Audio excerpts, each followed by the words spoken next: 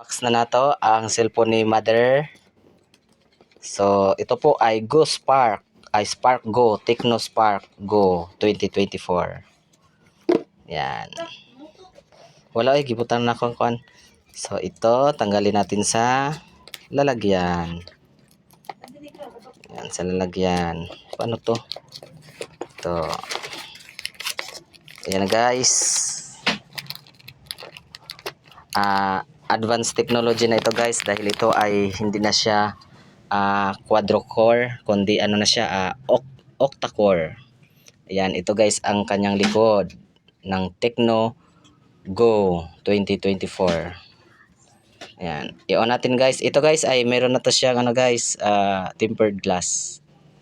Ayan, on natin. Yun. On na siya. Ayan, ayan guys. Okay, so ilagay natin dyan.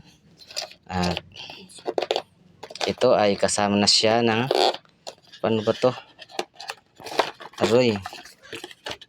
Ano ba to? Yan, mayroon na siyang casing.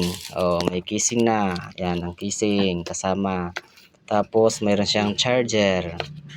Ang charger guys ay type C. Ayan, type C. Hindi na to mahiraman ng charger kasi type C siya. Ayan guys, oh, type C. Type C rin.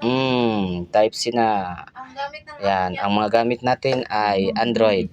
So, yun lang guys. May kasama pa siyang casing at saka mayroon na ring tempered glass. High-tech na si Mother.